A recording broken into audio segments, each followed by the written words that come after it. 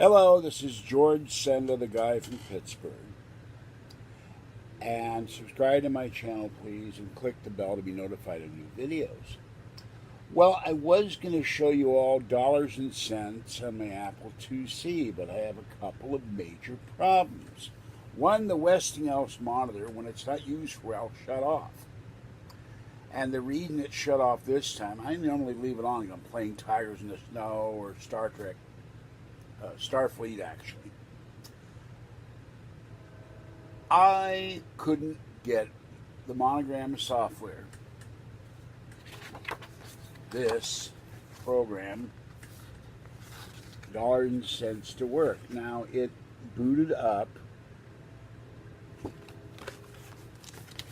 and when you tried to start a new disk for a new account, it has a problem that I haven't thought about in 18 years.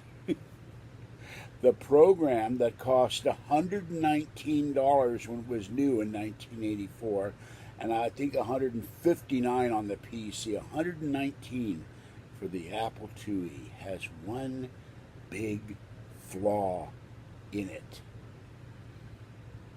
and it's unusable. The program is not Y2K compliant. So you can type in your checking account, you can type in your name, you can type in the bank, but then it gets down to the year. You can put the month in, but when you go to the year, it says 19 and a space for the other two numbers. And you try to go back with the backspace on the 2C, you can't change into the year 2000 or beyond. So I guess the writers of this program figured we were all going to die on January 1st, 2000 at 1 minute after midnight. So they didn't write a way to carry the program over to the year 2000. Now, on my Mac Mini, I have Quicken 2005 or 6, I don't remember exactly. I have a copy of, no, I have 2005, I have 2006 I can install, I have 2007, and I may have 2008 and 9, but here's the problem with that.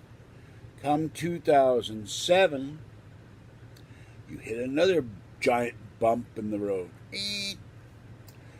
Apple stopped supporting Rosetta, which means all your programs before 2007 wouldn't work in a newer Mac.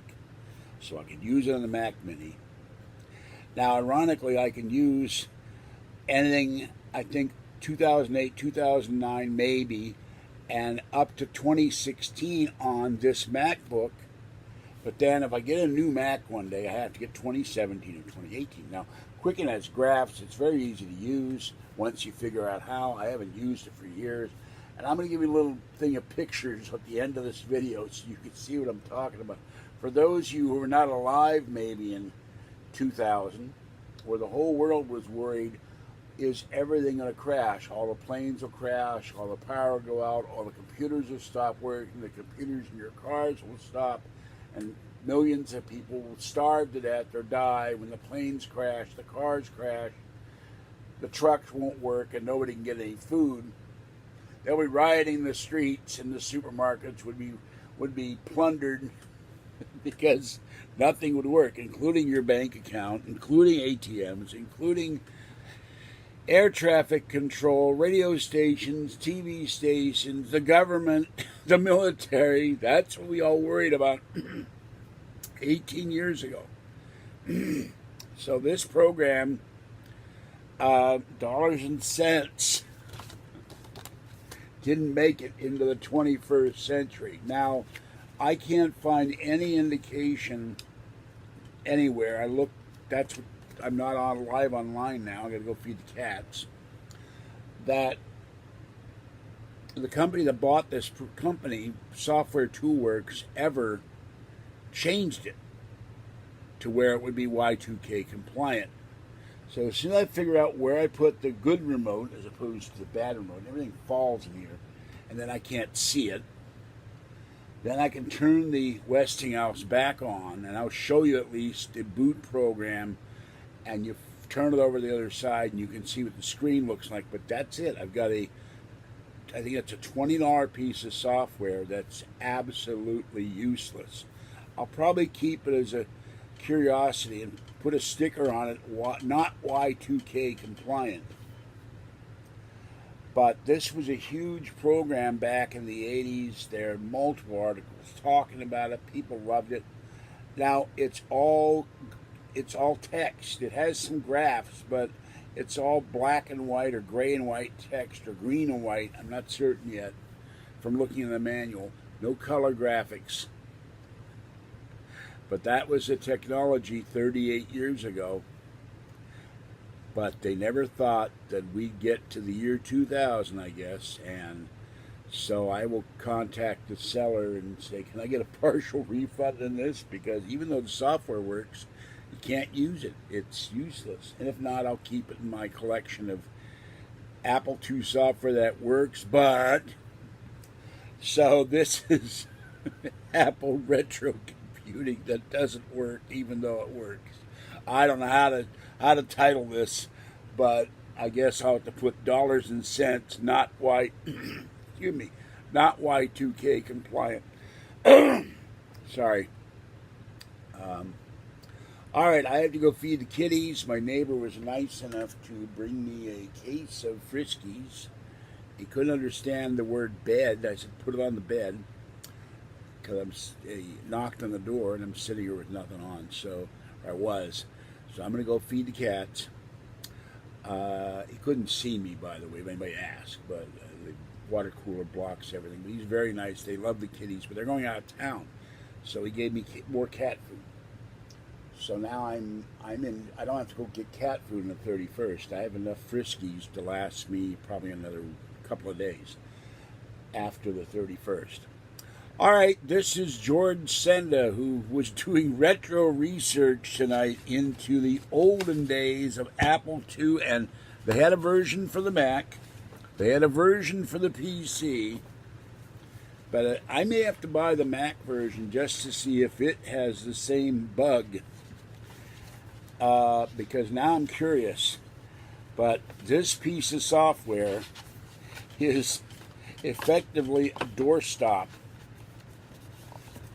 And I don't know, the only way I could think you could use it after the year 2000, you have to put everything in by hand, and then start in the year 1900 and fake it. You'd have to go 1900 and pretend that's 2000, and then go 1901, 1902, 1903, and sit there and type everything in your checking account. So we have a program that was $120, top of the line next day, that cannot be used today because it's flawed. And I'm actually laughing because this was one of the great programs out there, and it's very sad that I can't use it. And I don't know what the hell I'm going to do with it. So I'll just probably keep it in my Apple II collection. If he doesn't give me a refund, that's all right. You had no way of knowing that this wouldn't work in 2018. And this is the first piece of Apple software I've ever seen that wouldn't work in 2018 unless it was designed for an Apple II Plus or an integer-based Apple. Everything, if the disk works and boots and the game runs or the software runs, the utility runs, or the printing software works, or Apple's original software works, it works. This works, but only up to one point, and then you can't go any further. You're stuck. All right, this is George Senda, the guy from Pittsburgh. I guess the nest eggs got scrambled with this one. Have a great evening. Stay warm, wet, cool, or dry as the case may be. And in this case, I want to drink and not Snapple. And stay safe out there. I'll catch you in a while after I feed the kitties, but I had to laugh at this one. It's a $20 lesson, but it's sad because I really wanted to keep track of my finances on my Apple IIc because I'm next to the bed, and I use the IIc a lot. I'll have to, and the hard drive on the Mac Mini is whirring, and it needs to be replaced. It's got, I think, Quicken 2005, and I put 6 on it, or tried to, and it only goes so far.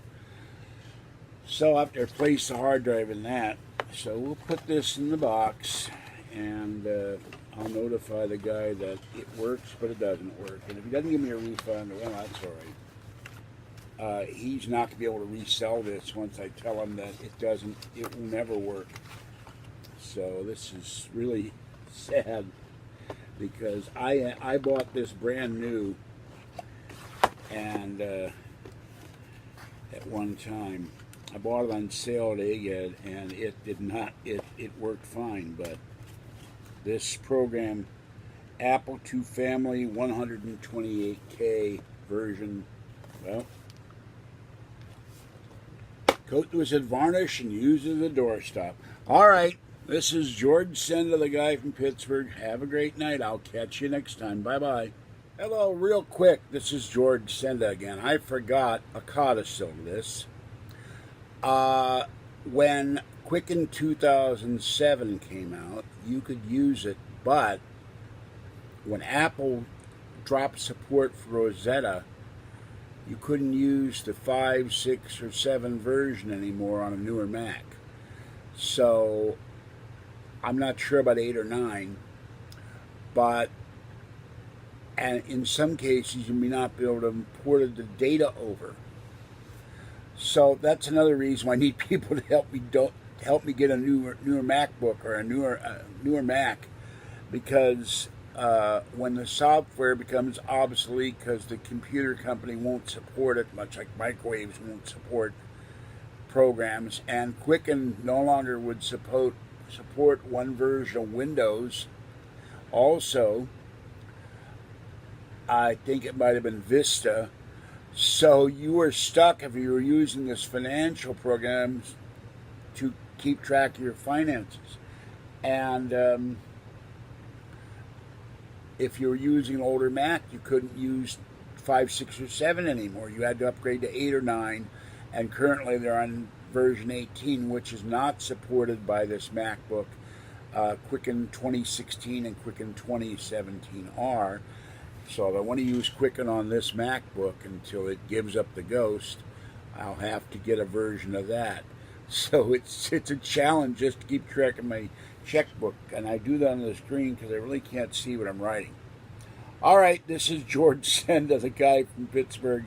Even my finances aren't easy when I have any finances to finance. Have a great night. Stay warm, wet, dry, or cool as the case may be, and stay safe out there. And this has been an education and an educational video. You can believe that. Bye-bye for now.